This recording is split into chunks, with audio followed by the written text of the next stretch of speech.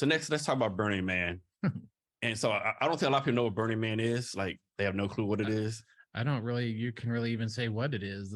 That's true. Man.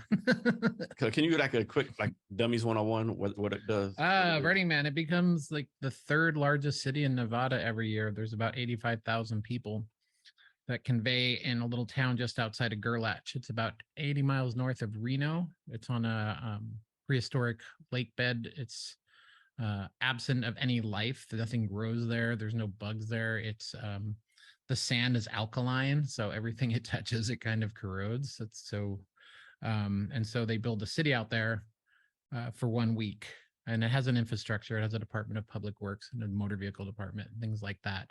It's structured like a city, and then at the end of the week, they burn a big wooden man structure, and then when the thing is over, the goal is to leave no trace. That 80,000 people go out there, turn it into a city.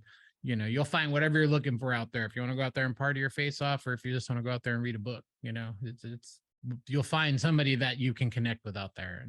And these 80,000 people, this can't show up. Like you have to apply, pay money. Yeah, you have to buy a ticket, right? But you have to bring all of your stuff into the desert, and you have to cart all of your stuff out, all of your food, your trash, your gray water. There's they don't sell anything there but ice. That's the only thing. How long does it last? It's 7 days. Okay, so basically you got to be self-sufficient for 7 days.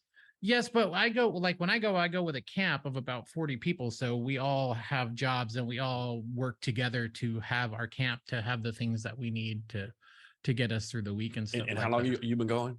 2013 was the first year I went. Okay. So what made you want to go to it in the first place? Just hearing stories about it, seeing pictures. I heard about it in the early 90s. I was living in the Bay Area. I was getting tattooed in San Francisco, and one of my friends was like trying to tell me about it. It's like, oh, it's just I don't know, hippie fest thing in the desert where there's no rules and you got to bring all your stuff in. And the young me, I was like, that sounds stupid. I don't want to do that. And as I started kind of coming around a little bit more of the electronic music scene and music festivals and stuff like that, seeing pictures of it, and I just wanted to experience it. First time I went, I just wanted to do it just to see if I could do it. It will definitely test you on all your senses. You love it, like throughout the week, you love it, you hate it, you don't know if you're going to make your way through that week. You're sitting there and there's a sandstorm going for 8 hours and you can't see your hand in front of your face and you're like, why am I here? But then there's other times where I'm standing next to Paris Hilton and you're like, wow, this is pretty cool.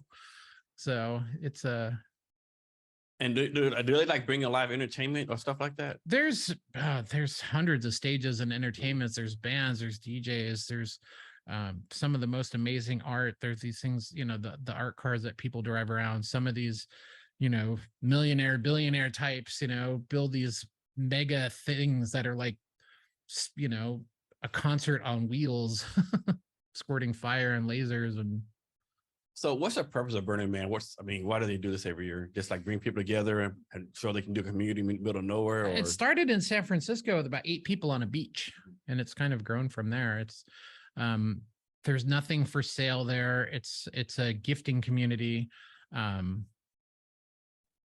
There's some principles of Burning Man, one of them being like radical self-inclusion. They want everyone to be a part of it. Mm-hmm.